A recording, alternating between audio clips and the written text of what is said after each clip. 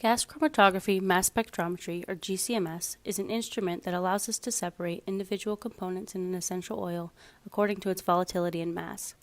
By analyzing essential oils compounds, a trained chemist can identify whether or not the oil is pure.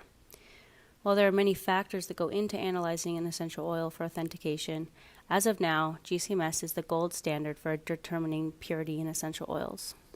So, let's dive into the science behind how a GCMS instrument runs a sample. First, a qualified chemist will inject a previously prepared sample into the injection port of the GCMS. The injection port is heated to a point where the sample vaporizes immediately and is passed through a column with the help of an inert carrier gas.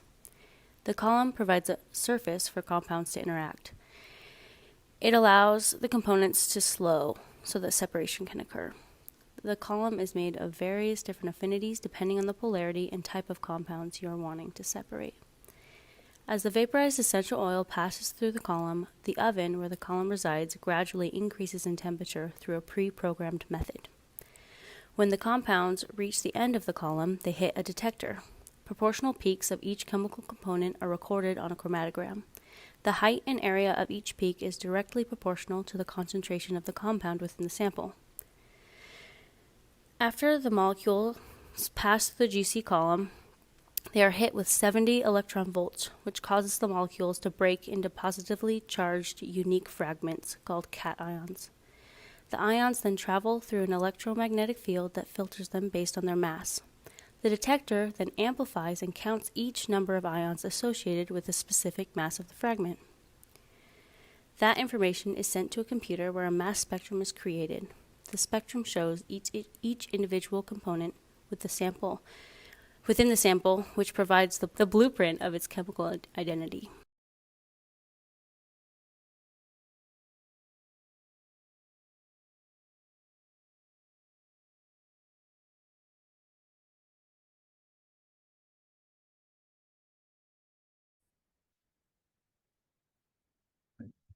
Assalamualaikum warahmatullahi wabarakatuh dan salam sejahtera untuk kita semua. Yang saya hormati Bapak Heri Septia Kusuma selaku dosen pengampu kimia analisa pada semester 2 kali ini. Nah, sebelum saya memulai, izinkan saya memperkenalkan diri. As you know guys, I'm a student of chemical engineering with the study number 1212-20040. With my name is Haikal Manafauzi, of course. I'm a student of class or grade B. Oke, lanjut saja. Berikutnya itu pada kesempatan kali ini saya akan mengangkat beberapa topik untuk didiskusikan atau berdasarkan apa yang telah saya dapatkan dari artikel jurnal yang telah saya baca dan saya pelajari. There is a topic outline that we discuss today. The first is original article, second is introduction, third research purpose, fourth materials and methods, five result and discussion, six critical question, seven advantage and disadvantage, and eight conclusion or kesimpulan. Tanpa panjang-panjang, langsung saja kita yang pertama. Pada kesempatan kali ini saya akan menelaah ataupun mereview sebuah jurnal dari Department of Geology and Geophysics, School of Geoscience, University of Aberdeen, Aberdeen, Scotland, United Kingdom atau Inggris. Yang mana ini jurnal sangat fresh ya teman-teman ataupun Pak Heri, karena kebetulan jurnal ini itu baru available pada tanggal 17 April 2023 ini, dan versi recordnya itu baru available tanggal 17 April juga tahun 2023 ini. Jadi saya harap jurnal ini karena masih sangat baru, saya mengharapkan beberapa kritikan dan juga mungkin ada saya salah kata atau ucapan karena beberapa yang saya kurang memahami, saya harap maklum gitu dan juga harap masukannya. Nah, untuk artikelnya itu sendiri berjudul What about nitrogen? Using nitrogen as a carrier gas during the analysis of petroleum biomarkers by gas chromatography mass spectrometry. Atau kalau di Indonesia kan itu Bagaimana dengan nitrogen? Nitrogen menggunakan nitrogen sebagai gas pembawa pada analisis petroleum biomarkers menggunakan gas chromatography mass spectrometry atau GC-MC yang mana nanti bakal kita bahas. Ya, dan artikel kali ini itu memiliki 2 orang authors ataupun pengarang, yaitu yang pertama ada Colin Whitehall dan yang kedua Stephen Abouder dengan jurnal yang bernama Journal of Chromatography A yang dirilis tahun 2023 ini pada bulan April. Nah, sebelum saya lanjut, kenapa saya memilih artikel ataupun jurnal yang ini ataupun dengan judul ini? Karena berdasarkan materi yang telah saya dapatkan dari pembagian kelompok jurnal klub yang telah kita sama-sama ketahui di pertemuan pertama, saya mendapatkan materi gas kromatografi. Dan menurut saya artikel kali ini sangatlah sinkron ataupun berhubungan sama materi yang saya dapatkan berdasarkan pembagian kelompok di pertemuan pertama. Nah, untuk itu saya harap yang saya pilih ini telah tepat dan juga tidak mengecewakan Pak Heri tentunya sebagai dosen pengampu. Baiklah, langsung saja kita masuk ke pembahasan yang pertama. Sebelum kita masuk ke inti dari jurnalnya ataupun lebih dalam mengkaji tentang jurnalnya, saya ingin teman-teman sekalian yang menonton video ini paham dulu gas chromatography mass spectrometry itu apa sih dan gimana prinsip kerjanya. Nah, kita mulai dari pengertian dulu ya, teman-teman. Gas chromatography mass spectrometry atau GCMS itu merupakan sebuah instrumentasi yang digunakan untuk proses analisa senyawa kimia organik yang mudah menguap atau volatile melalui 2 alat yang tergabung menjadi satu, yaitu GC dan MS. GC itu gas chromatography dan MS itu adalah mass spectrometry. Nah, spektrometri massa kromatografi gas atau GCMC ini adalah metode yang umum digunakan untuk geokimia organik, untuk penelitian akademik, ataupun aplikasi seperti analisis minyak bumi. Nah, kromatografi gas membutuhkan gas pembawa, yang mana harus mudah menguap dan stabil. Dalam sebagian besar aplikasi geokimia organik, helium ataupun hidrogen telah digunakan dengan helium mendominasi untuk kromatografi gas spektrometri massa. Helium bagaimanapun menjadi sumber daya yang semakin langka dan tidak berkelanjutan. Hidrogen adalah gas pembawa alternatif yang paling sering dipertimbangkan untuk helium, namun memiliki karakteristik yang dalam beberapa hal membuat penggunaannya kurang praktis, terutama karena hidrogen mudah terbakar dan mudah meledak. Nah, tetapi karena gen hidrogen semakin banyak digunakan sebagai bahan bakar, permintaan yang lebih tinggi juga dapat membuat penggunaannya kurang diminati. Nah, ini agak sedikit menyinggung nih, teman-teman, sama pembahasan dari artikel ataupun jurnal yang akan saya bahas nanti. Oke. Nah, pada pojok kiri bawah itu kita bisa melihat beginilah kurang lebih dari gambaran alat gas kromatografi mass spectrometry itu tadi. Jadi, itu tuh sebuah instrumentasi rangkaian alat yang terdiri dari 2 gabungan alat yang berbeda, yaitu GC, gas kromatografi dan juga mass spectrometry atau MS. Nah, oke, selanjutnya ya, nah, setelah tadi kita tahu tuh pengertiannya ataupun definisi singkat dari gas kromatografi, saya ingin memperkenalkan nih kepada teman-teman yang melihat video ini. Bagaimana sih prinsip kerja pada gas kromatografi? Nah, saya sudah merangkum ada 6 step prinsip kerja. Yang pertama, yaitu merupakan ilustrasi tabung gas atau material gas yang digunakan pada proses kromatografi. Gas tersebut merupakan fase gerak. Pada poin pengertian gizi sudah disebutkan beberapa jenis gas karier, yakni ada helium, nitrogen, dan lainnya. Nah, tabung gas akan terhubung ke pipa ataupun selang yang menghubungkannya ke flow controller. Nah, bisa kita lihat pada sebelah kanan, bagian kanan ini ada bentukan itunya ya, teman-teman ya. Rangkaian alatnya. Nah, yang kedua itu flow controller, yaitu merupakan sebuah komponen yang digunakan untuk mengatur jumlah keluaran gas carrier. Secara umum, ilustrasi flow control itu seperti keran air yang bisa dibuka ataupun ditutup. Nah, bentuk aslinya mungkin seperti solenoid valve yang bisa diatur dengan microcontroller.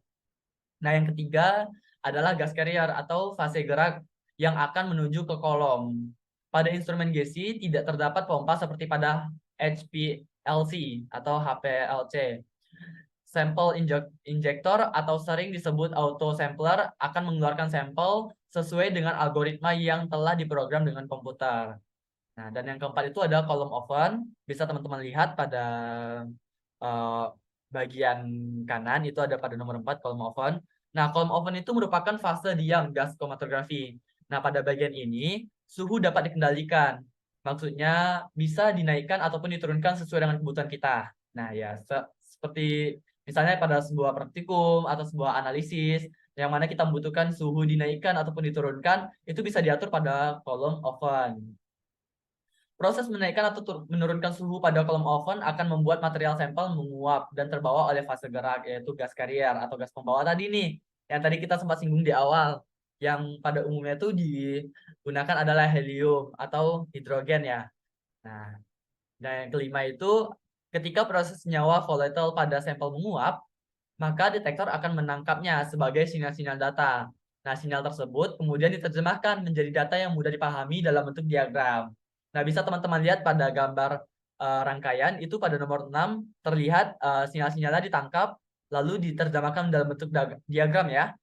Nah, dan yang terakhir itu chromatograph merupakan hasil akhir yang keluar di layar komputer yang menampilkan data hasil analisa sampel. Nah, jadi yang biasanya kita lihat seperti pada praktikum ataupun kita lihat di YouTube gitu, itu kan hasil akhir kromatografi itu sama seperti spektrometri itu berupa sebuah data ya, sebuah data seperti diagram atau garis-garis gitu. Nah, itu merupakan hasil akhir yang nanti bisa kita baca. Nah, selanjutnya setelah kita mengenal prinsip serta definisi dari gas kromatografi ini, baiklah saya akan mulai masuk ke dalam artikel yang akan kita bahas pada kesempatan kali ini. Nah, kita introduction dulu nih sama artikelnya. Artikel ini membahas penggunaan gas kromatografi spektrometri massa, yaitu GCMC, untuk menganalisis biomarker petroleum, yaitu senyawa kimia yang dapat digunakan untuk mengidentifikasi dan mengkarakterisasi berbagai jenis minyak mentah. Nah, penulis artikel ini fokus pada penggunaan nitrogen sebagai gas pembawa dalam analisis GCMC, yang merupakan alternatif dari helium atau hidrogen yang lebih umum digunakan. Nah, jadi intinya itu penulis ingin mencarikan atau menguji coba sebuah alternatif dari helium ataupun hidrogen tadi ya teman-teman, yaitu menggunakan nitrogen. Nah, kenapa sih perlu adanya senyawa alternatif pengganti helium atau hidrogen? Kan tadi dibilang bahwa helium atau hidrogen itu udah biasa gitu kan. Maksudnya itu sudah selayaknya digunakan pada setiap pengujian gizi. Nah, itu ada beberapa alasan. Nah, saya di sini menangkap 3 buah alasan yang dipaparkan oleh artikel. Yang pertama yaitu bahannya semakin langka, yang untuk helium, karena tadi permintaan semakin tinggi kan. Nah, yang kedua itu permintaan akan hidrogen yang semakin meningkat. Dan yang ketiga, sifat hidrogen yang mudah terbakar. Nah, paham sampai sini kan teman-teman? Jadi walaupun ini tuh sering maksud tuh sebagai bahan baku utama untuk untuk gas carrier, namun nah ini kita akan menghadapi beberapa problematika seperti ini. Bisa jadi aja kita tidak menemukan helium ataupun heliumnya langka. Terus permintaan akan hidrogen semakin tinggi karena tadi helium itu kan merupakan bahan pokok utama ya. Nah, bahan pokok utama ini ketika permintaan tinggi tentu harganya lebih mahal.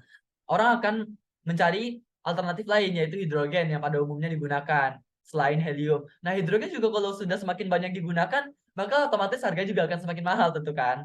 Nah, untuk itu eh, bisa dicari alternatifnya. Dan juga selain itu, sifat hidrogen ini mudah terbakar. Jadi agak riskan ya teman-teman kalau menggunakan hidrogen. Nah, selanjutnya ada research purpose. Nah, dari artikel yang telah saya baca, itu memiliki 2 tujuan utama untuk pada penelitiannya kali ini. Yang itu pertama, untuk mengevaluasi efektivitas penggunaan nitrogen sebagai zat pembawa dalam analisis biomarker petroleum dengan menggunakan metode GCMC. Dan yang kedua, untuk menunjukkan bahwa meskipun GCMC saat ini tidak dirancang untuk menggunakan nitrogen sebagai zat pembawa, penggunaannya masih dapat memberikan hasil yang dapat diandalkan untuk analisis biomarker petroleum secara kualitatif. Nah, itu ya tadi teman-teman. Walaupun nitrogen ini belum secara penuh dapat digunakan hanya sebagai alternatif, makanya dia sebenarnya tidak dirancang untuk digunakan pada GC-MC karena GC-MC ini kan hanya menggunakan helium dan hidrogen. Namun sebenarnya kita bisa menggunakan nitrogen juga walaupun tidak dirancang secara khusus karena dia masih dapat memberikan hasil yang dapat diandalkan untuk menganalisis biomarker petroleum secara kualitatif. Jadi masih dapat lah kalau kita terdesak gitu bisa menggunakan nitrogen. Ini yang diinginkan oleh penulis ya atau para peneliti dari artikel yang telah saya angkat.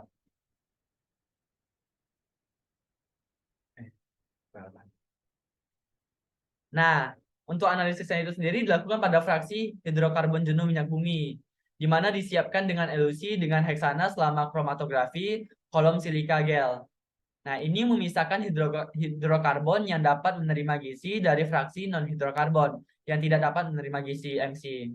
Tidak ada data yang disajikan untuk analisis minyak utuh dalam penelitian ini. Metode yang digunakan untuk gas pembawa helium helium dan nitrogen dirangkum dalam tabel.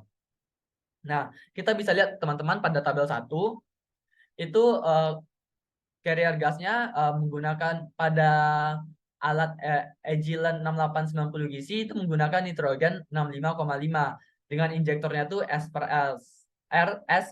SL atau split per splitless. Nah, itu injektornya itu menggunakan split per splitless. Nah, dengan injektor temperaturnya itu berada di 300 derajat Celcius, initial oven temperaturnya itu 90 derajat Celcius, initial time-nya itu 2 menit.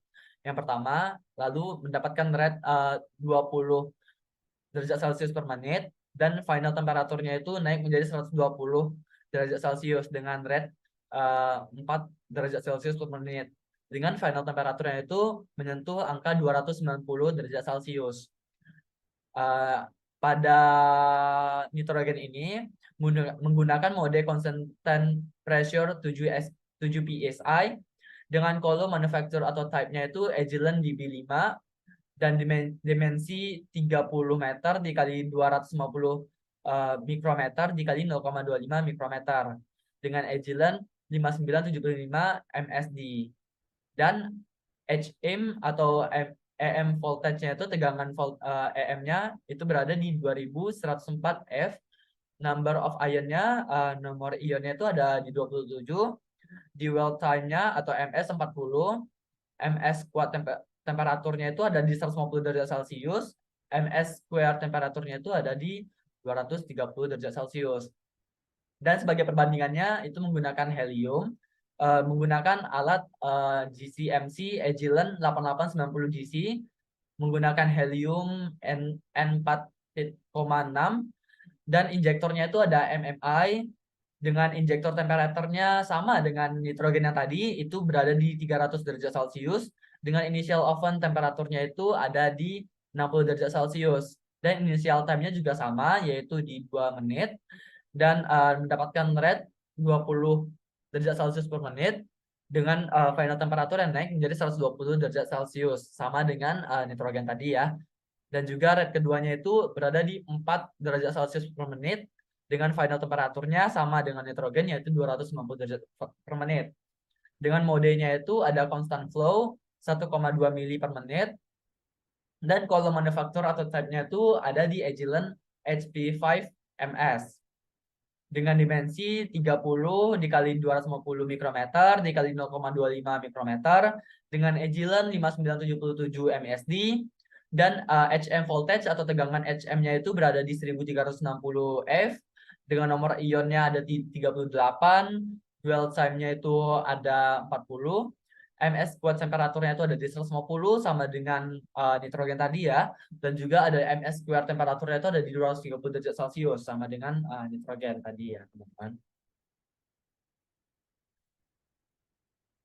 Nah, spektrometer massa dari kedua instrumen tadi dikalibrasi menggunakan standar murni, yaitu perfluorotributylmine atau disediakan oleh AG Ilan dan prosedur penyetelan inbuilt instrumen atau prosedur penyetelan yang sama digunakan untuk helium dan nitrogen. Standar kuantifikasi berada di 20R 5 alfa, 20R strip 5 alfa, 14 alfa, 17 alfa, H, sampai dengan 2,4 strip D4. Holstein diperoleh dari Chiron AS, Norwegia, dan digunakan untuk mengevaluasi sensitivitas. Nah, senyawa dalam minyak yang diidentifikasi berdasarkan waktu, retensi relatifnya, dan dengan mengacu pada kromatogram yang dipublikasikan. Sampel minyak yang digunakan tercantum dalam tabel 2. Ini termasuk satu set sampel minyak yang lebih ringan terkait secara genetik atau dihasilkan dari buatan induk yang sama, tetapi diproduksi dari ladang minyak dan reservoir yang berbeda, dan minyak perantara dengan karakteristik biomarker yang bervariasi dari sistem perminyakan yang berbeda. Nah, bisa kita lihat teman-teman, sebelumnya saya mohon maaf, pada tabel kali ini itu terdapat beberapa simbol yang mungkin agak berbeda karena sejujurnya saya mengartikan tabel ini dari bahasa Inggris, jadi mendapatkan model-modelan yang agak berbeda. Seperti pada minyak dari 3 reservoir berbeda di wilayah yang sama, minyak mentah ringan itu berada di 30 derajat APA. Nah, itu bisa teman-teman abaikan, ada simbol Y di depannya itu. Dari berbagai ladang minyak yang terkait secara genetik di Timur Tengah, diakhiri dengan huruf A, B, dan G. Di grup A ada A03S, A04S, dan A09S, di mana ladang minyak ini memiliki minyak yang dihasilkan dari batuan induk yang serupa, tetapi ditemukan di reservoir dan ladang yang berbeda, dan memiliki komposisi yang sedikit berbeda. Dan di grup B itu ada BH4OS dan BH42S serta BH14OS, di mana data sampel untuk GS46S ini ditunjukkan pada gambar 1 dan 2 nanti ya teman-teman, itu pada hasil dari penelitiannya nanti. Di grup G itu ada GS46S, GR20202S, NDO004S, di mana minyak mentah antara 25 derajat APA dari ladang dangkal Eropa Utara dan minyak mentah menengah di 25 derajat APA dari Afrika Barat dengan batuan sumber minyak bumi yang khas. Nah, ini ada result and discussion. Kita masuk ke result and discussion, di mana kromatogram ion untuk fraksi jenuh minyak mentah ringan dengan sampel GS46S pada tabel 1 ditunjukkan pada gambar 1, mengilustrasikan bahwa rentang komponen yang sama dapat dipisahkan dan diidentifikasi menggunakan molekul nitrogen seperti helium.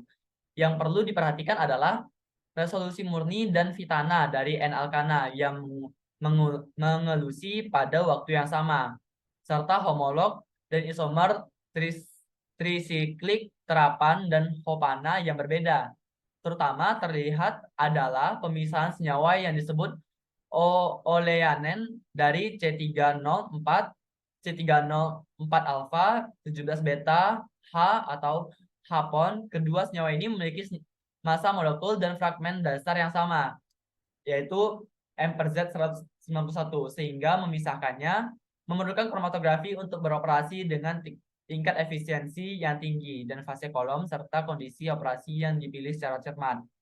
Pemilihan senyawa-senyawa yang secara struktural mirip tetapi berbeda secara genetik ini sangat penting untuk geokimia organik, di mana oleanen sendiri adalah biomarker unik untuk angiospermae dan berasal dari aleonen dan muncul tiba-tiba dalam catatan geologis. Sedangkan Hopana dan senyawa prekursor potensialnya pada tanaman dan prokariota ada di mana-mana. Nah, teman-teman bisa lihat pada tabel di samping.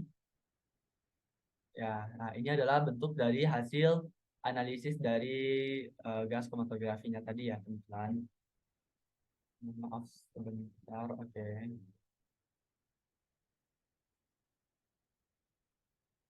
Sebentar, oke. Nah, bisa diperhatikan ya teman-teman, berada di MZ 161 dan 191 juga untuk helium dan nitrogen. Ini tidak menunjukkan suatu perbedaan yang signifikan ya teman-teman. Hampir mirip hasil dari helium dan nitrogen. Begitu juga helium dan nitrogen yang di bawahnya ya teman-teman. Hampir mirip. Nah, ini ada gambar kedua.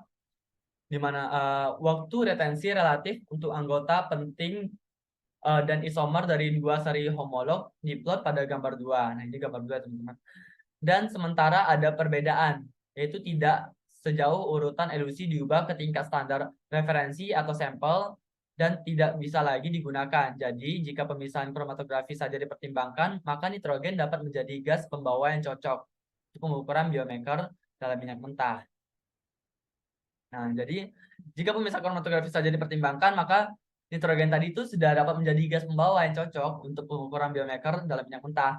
Karena bisa kita lihat sama-sama ya, di perbandingan antara helium dan juga nitrogen itu tidak terlalu berbeda jauh, hampir mirip. Jadi kalau kita hanya membandingkan secara kromatografi saja, itu sebenarnya nitrogen ini sudah cocok digunakan menjadi gas pembawa untuk pengukuran biomarker dalam minyak mentah. Oke, lanjut. Nah, ini ada gambar 3.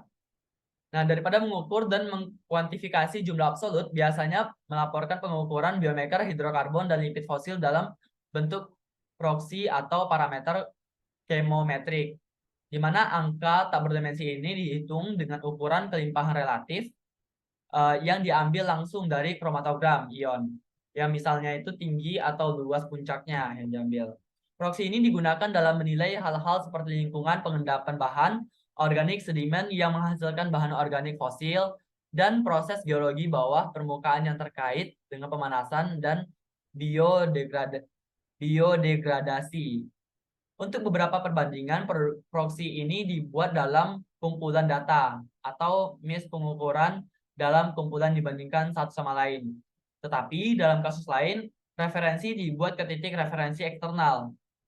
Nah, contoh proksi yang menggunakan titik referensi eksternal ini termasuk parameter kematangan termal atau proksi yang berhubungan dengan pemanasan minyak pada skala waktu geologis.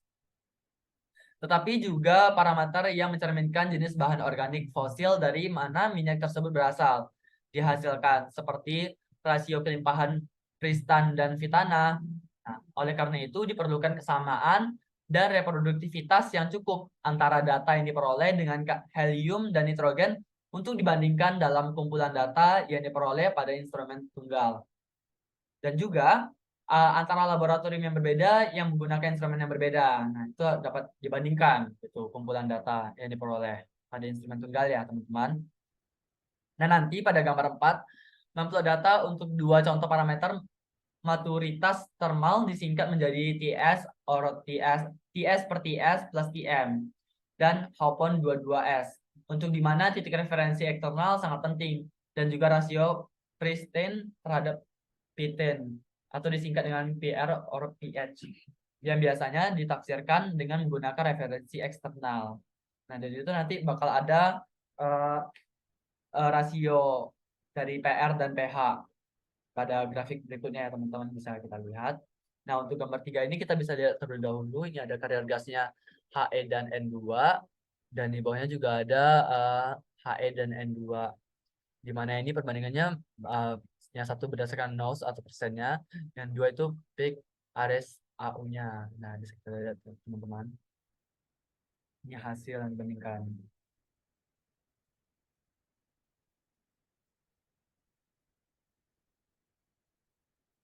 Nah, pemisahan kromatografi hanyalah bagian dari analisis GCMC karena sensitivitas spektrometer massa juga penting. Berbeda dengan helium, nitrogen lebih padat dan lebih mudah terionisasi, dan dengan demikian akan sangat melemahkan sinyal analitik selama spektrometri massa ionisasi tumbukan elektron. Nah, efek ini dapat dilihat pada gambar 3 untuk di 4 Clolastin, standar analitik yang biasa digunakan untuk mengukur biomarker minyak bumi dengan GCMC. Saat menggunakan nitrogen sebagai gas pembawa, sensitivitasnya 2 kali lipat lebih kecil daripada helium. Nah, ini nih ya, kekurangan sedikit dari nitrogen tadi ya, teman-teman. Walaupun dia tuh masih dapat digunakan secara itu ya, bisa secara detail tadi tidak terjauh beda ya tadi grafiknya itu sama yang helium. Namun dia itu lebih sensitivitasnya itu 2 kali lebih kecil daripada helium. Nah, urutan kebisingan yang lebih banyak juga diamati ketika nitrogen digunakan sebagai gas pembawa. Rendahnya respon dari analit dapat ditangani dengan prosedur pemekatan yang diterapkan sebelum analisis. Misalnya, isolasi fraksi hidrokarbon seperti yang dilakukan dalam kasus ini. Nah, meskipun untuk banyak fosil kimia dalam banyak mentah hal ini mungkin tidak praktis karena jumlah absolutnya rendah, sampel asli sebagai contoh ketika menganalisis fluida dalam inklusi atau inklusi fluida adalah inklusi berdimensi mikron dan minyak yang ada dalam butiran individu dan kristal dalam batuan, di mana jumlah total analit yang tersedia sangatlah rendah sehingga tahap konsentrasi mungkin tidak layak secara analitis. Selain itu, konsentrasi relatif dari biomarker dalam fraksi minyak juga dapat rendah secara proporsional. Dan dalam kasus seperti itu, adisi urea dapat digunakan untuk mengisolasi komponen yang lebih melimpah seperti N-alkana dan secara selektif memperkaya biomarker terpen. Jadi mungkin agak berbelit ya teman-teman. Jadi intinya itu uh, konsentrasi relatif dari biomarker dalam fraksi minyak dapat rendah secara proporsional. Dan dalam kasus seperti itu, adisi ureadi dapat digunakan untuk mengisolasi komponen yang lebih melimpah seperti N-alkana dan secara selektif memperkaya biomarker terpen. Ini bisa kita lihat pada diagram sebelah kanan. Ini adalah hasilnya.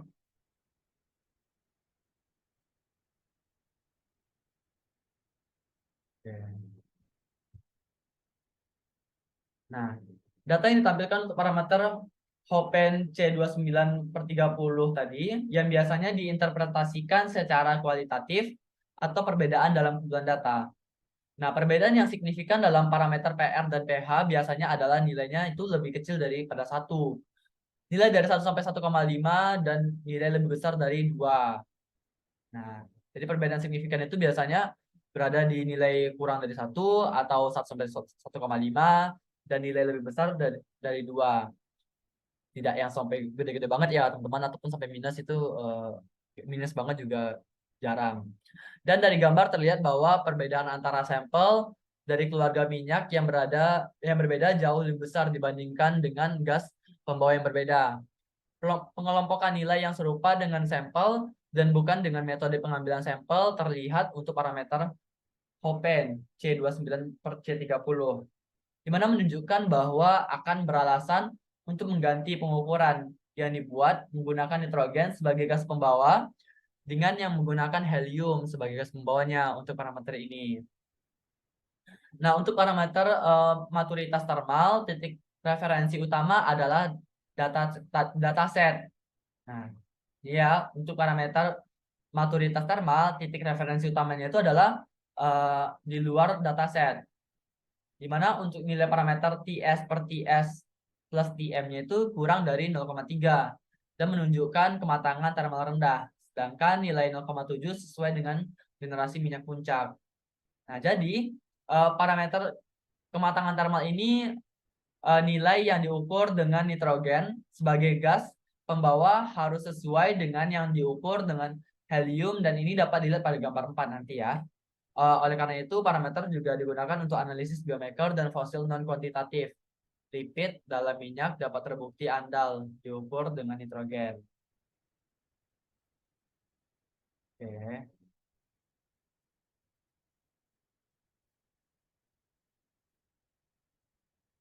Nah, kita udah selesai tuh tadi dengan result and discussion-nya. Nah, sekarang kita mau ke discussion ya.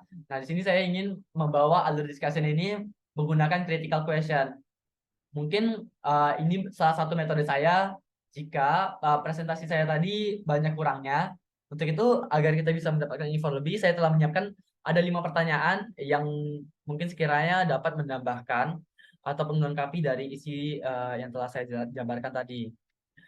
Yang satu, apakah penggunaan nitrogen sebagai gas pembawa dalam analisis biomarker petroleum dengan GCMC dapat menghasilkan hasil yang akurat dan dapat diandalkan?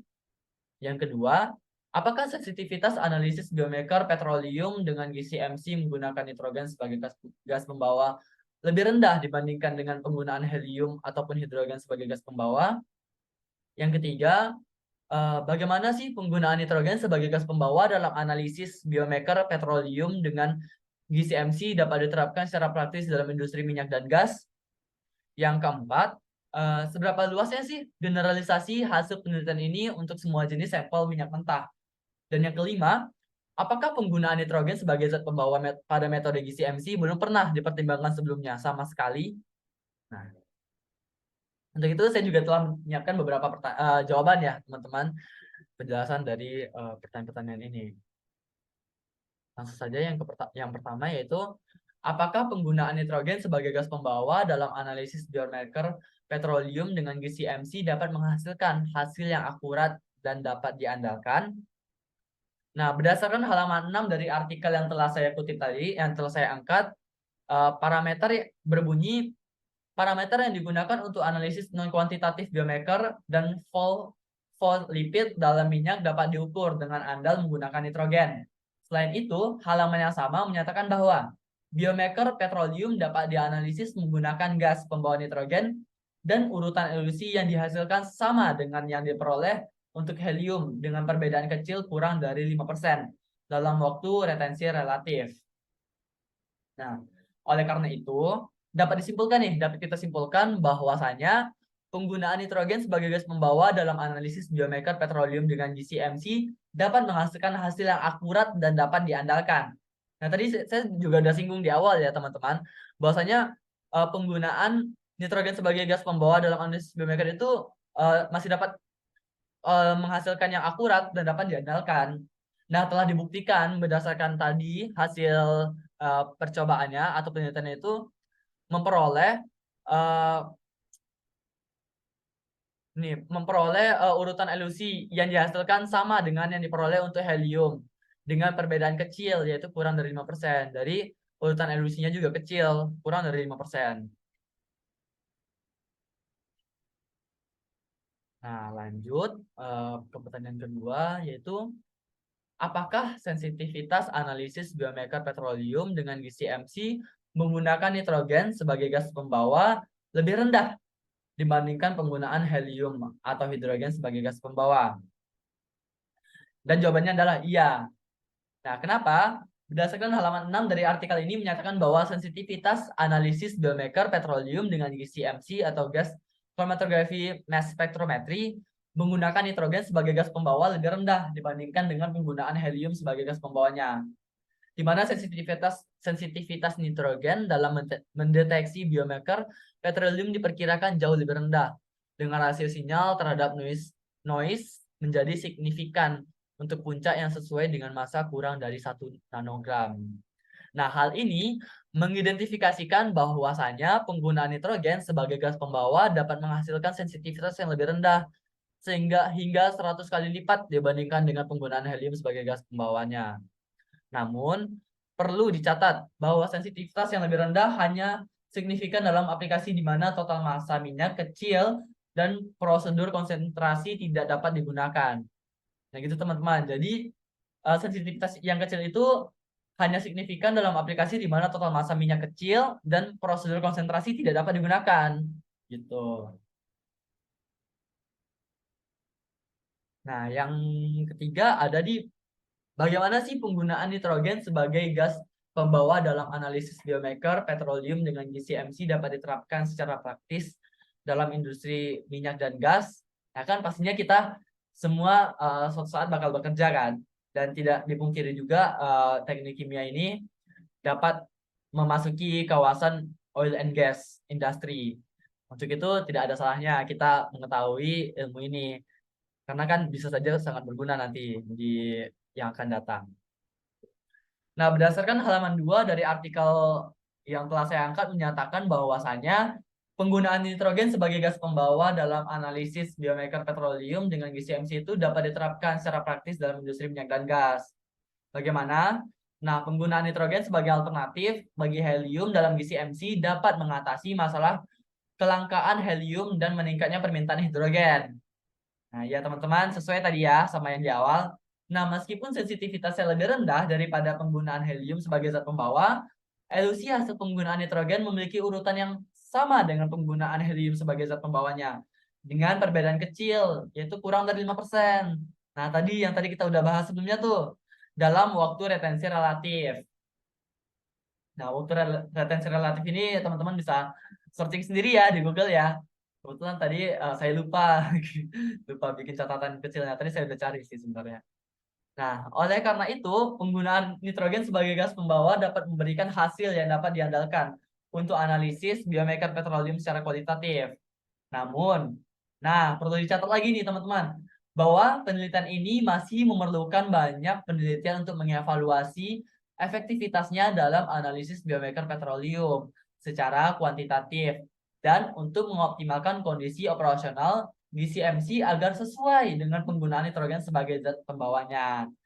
Nah, seperti yang sudah saya singgung juga tadi di awal, bahwasanya ini tuh adalah artikel yang cukup baru karena malah sangat fresh gitu, baru bulan lalu rilisnya. Jadi penelitian yang diangkatnya itu juga masih memerlukan banyak penelitian lanjutan untuk mengevaluasi efektivitasnya dalam analisis biomarker petroleum secara kuantitatif dan untuk mengoptimalkan kondisi operasional GCMC agar sesuai penggunaan nitrogen sebagai zat pembawanya. Nah, sebagai yang kita ketahui tadi di awal, bahwasanya GCMC ini tidak dirancang untuk menggunakan nitrogen sebagai gas carrier-nya kan. Nitrogen ini tidak dirancang untuk digunakan dalam GCMC, yang digunakan sebagai gas carrier. Nah, untuk itu dibutuhkan ke depannya ini semoga ada inovasi-inovasi yang mengangkat GCMC ini memang betul-betul dirancang untuk menggunakan nitrogen sebagai gas carrier-nya. Jadi kurang lebih begitu ya teman-teman. Nah, pertanyaan berikutnya, seberapa luasnya sih generalisasi hasil penelitian ini untuk semua jenis sampel minyak mentah? Nah, lagi-lagi kembali ke halaman 2 pada artikel yang saya angkat, menyatakan bahwa sampel minyak yang digunakan tercantum dalam tabel 2. Ini termasuk seperangkat sampel minyak ringan yang berhubungan secara genetik atau mereka dihasilkan dari formasi yang sama dan seperangkat sampel minyak yang berat yang berasal dari formasi yang berbeda. Nah, tadi tabel 2 yang udah kita bahas tadi loh teman-teman, yang ada yang dari Timur Tengah, ada yang dari Eropa. Nah, tadi itu. Nah, itu kan dia minyak ringan yang berhubungan secara genetik. Mereka itu dihasilkan dari formasi yang sama walaupun uh, tempatnya atau ladangnya jauh-jauhan, beda-beda, namun mereka itu dihasilkan dari formasi yang sama dan seperangkat sampel minyak berat yang berasal dari formasi yang berbeda. Nah, oleh karena itu, hasil penelitian ini hanya dapat digeneralisasi untuk sampel minyak mentah yang digunakan dalam penelitian tersebut. Namun ada lagi nih. Nah, namun temuan ini dapat menjadi dasar untuk penelitian lebih lanjut pada jenis sampel minyak mentah lainnya. Nah, lagi-lagi artikel ini sangat membutuhkan penelitian lanjutan atau kajian lanjutan untuk lebih mengkaji lebih dalam penelitian yang telah didasari ini. Nah, seperti yang ini kan, ini dia telah mencoba pada beberapa sampel minyak mentah dari berbagai jenis ladang. Nah, ini tuh diharapkan menjadi dasar untuk penelitian lebih lanjut pada jenis sampel minyak mentah lainnya. Bisa jadi dari Indonesia juga kan? Tidak ada yang tidak mungkin. Nah, berikutnya. Apakah penggunaan nitrogen sebagai zat pembawa pada metode GCMC belum pernah dipertimbangkan sebelumnya?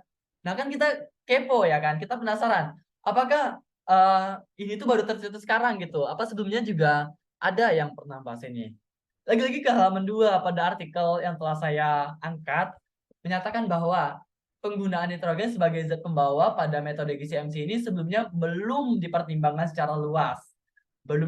Dipertimbangkan secara luas. Jadi ini first time ya teman-teman. Wah, ini keren ini para autornya, para ilmuwan dari Inggris, dari United Kingdom. Di mana hal ini disebabkan oleh fakta bahwa instrumen GCMC ini saat ini tidak dirancang untuk menggunakan nitrogen sebagai gas pembawanya. Nah, balik lagi tadi GCMC itu sebenarnya tidak dirancang untuk menggunakan nitrogen sebagai gas carrier. Namun penelitian ini menunjukkan bahwa dapat digunakan menunjukkan bahwa nitrogen dapat digunakan sebagai alternatif bagi helium dalam analisis biomarker terhadap petroleum dengan gizi MC dan memberikan hasil yang dapat diandalkan secara kualitatif. Nah, dengan penelitian ini telah berhasil, itu dia menunjukkan, dia membuktikan bahwasanya walaupun gizi MC gizi MC pada saat ini ya secara keseluruhan itu tidak dirancang untuk menggunakan nitrogen, dia dapat digunakan sebagai alternatif helium dalam analisis biomarker petroleum dengan gizi MC dan tetap memberikan hasil yang dapat diandalkan secara kualitatif. Seperti yang kita tahu tadi, elusinya aja kecil ya kan, kurang dari 5%. Nah, oleh karena itu, penggunaan nitrogen sebagai zat pembawa pada metode GCMC ini dapat menjadi alternatif yang menarik nih bagi industri minyak dan gas dalam mengatasi masalah kelangkaan helium dan meningkatnya permintaan hidrogen. Nah, balik lagi, ini tuh bisa jadi alternatif nih untuk para industri-industri oil and gas di luar sana. Jika sedang menghadapi kelangkaan helium ataupun tidak dapat mendapatkan hidrogen. Nah, itu bisa menggunakan nitrogen ini gitu, teman.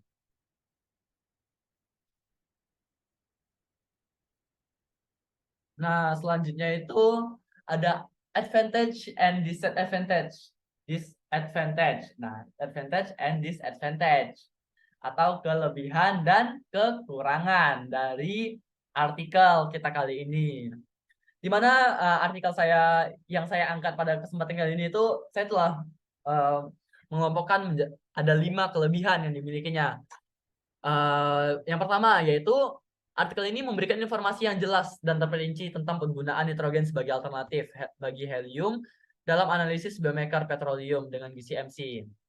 Yang kedua, menunjukkan bahwa penggunaan nitrogen sebagai gas pembawa dapat memberikan hasil yang dapat diandalkan secara kualitatif dalam analisis biomarker petroleum. Yang ketiga, memberikan contoh aplikasi penggunaan nitrogen sebagai gas pembawa dalam analisis biomarker petroleum sampai sampel terpen tadi ya. Pada sampel terpen maksud saya. Dalam analisis biomarker petroleum pada sampel terpen. Menyajikan hasil penelitian yang relevan dan up to date dengan penggunaan nitrogen sebagai gas pembawa metode GCMC. Nah, ini tadi nih. Ini dikarenakan artikelnya cukup fresh ya, teman-teman. Baru umurnya seumur jagung, baru bulan lalu nih dia rilisnya. Itu masih sangat up to date, masih sangat relevan tentang penggunaan nitrogen sebagai gas pembawa pada metode GCMC gitu. Jadi ya bagus lah pokoknya. Cukup bagus maksud saya, cukup bagus lah pokoknya artikel yang kali ini. Dan yang terakhir itu artikel ini juga memiliki kelebihan dalam memberikan saran untuk penelitian lebih lanjut untuk mengevaluasi efektivitas penggunaan nitrogen sebagai zat pembawa dalam analisis biomarker petroleum secara kuantitatif dan untuk mengoptimalkan kondisi operasional GCMC agar sesuai dengan penggunaan nitrogen sebagai zat pembawa. Nah, ini tadi nih teman-teman, walaupun dia tetap up to date, relevan, dan rilis oleh orang-orang hebat gitu ya pastinya, para ilmuwan-ilmuwan itu, mereka tetap humble gitu, tetap memberikan saran untuk penelitian lebih lanjut gitu. Mereka itu tidak sombong akan apa yang ditemukannya atau yang dikembangkannya.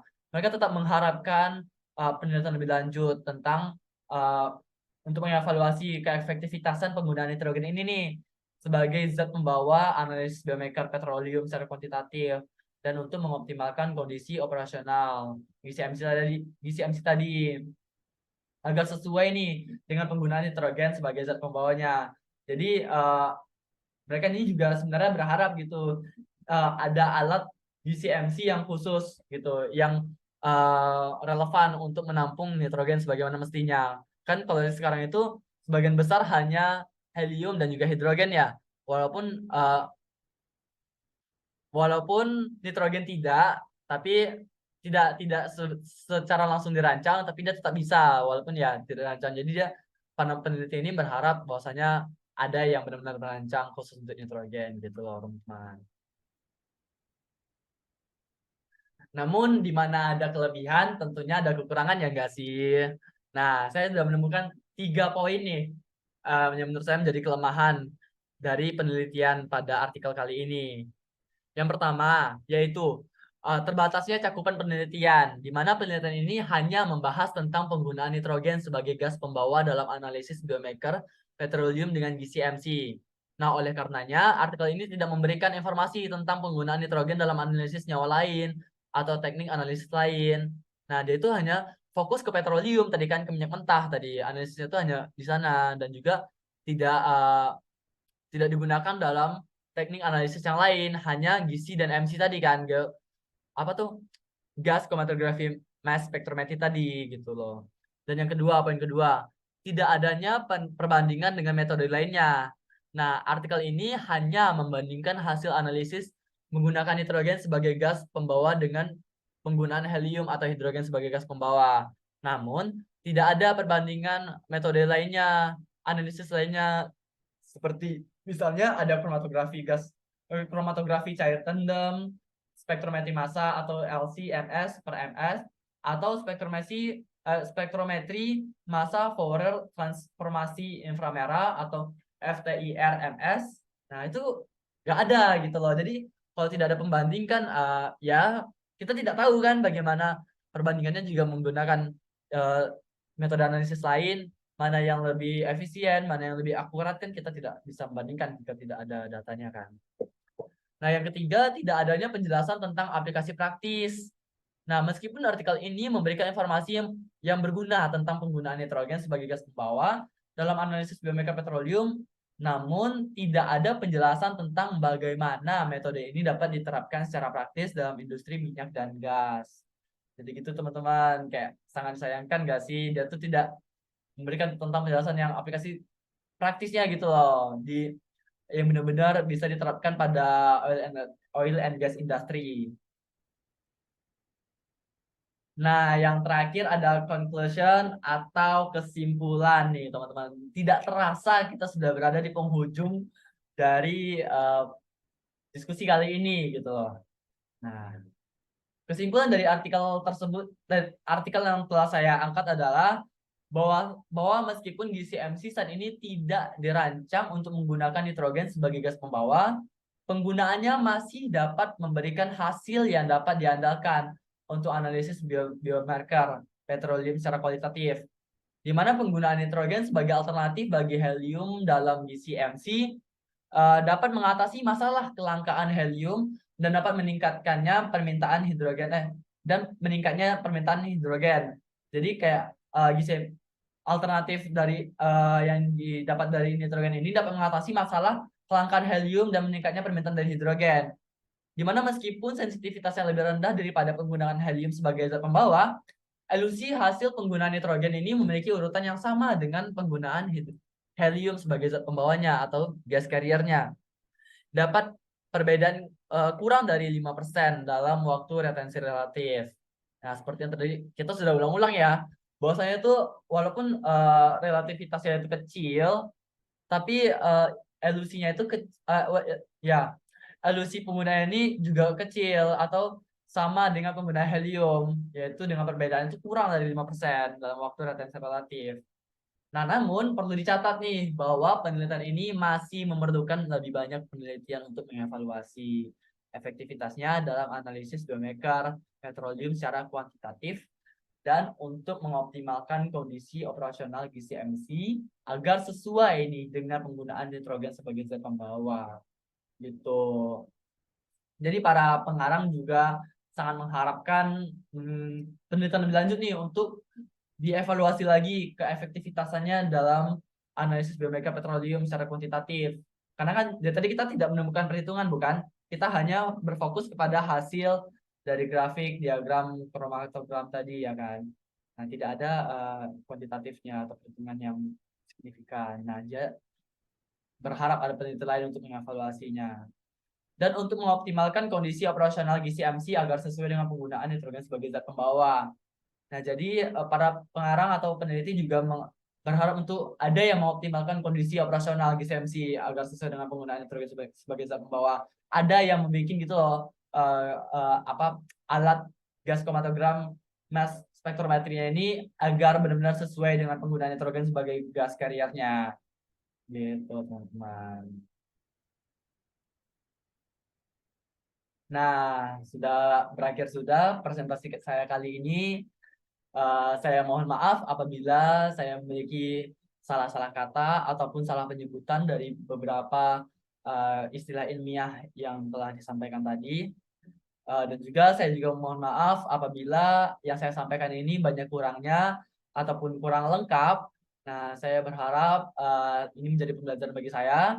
Dan dengan ini saya juga berterima kasih nih kepada Bapak Heri Septikusuma, di mana saya juga menjadi lebih paham gitu. Saya juga jadi lebih tahu apa sih review jurnal, bagaimana cara review jurnal, apa itu jurnal club. Nah, kan sebelumnya kita tidak tahu gitu. Jadi setelah mengerjakan atau melaksanakan tugas kali ini, saya rasa kemampuan saya dalam mengedit video ataupun menganalisis suatu bacaan semoga menjadi lebih baik. Nah, saya harap kedepannya ini bisa menjadi pembelajaran bagi saya.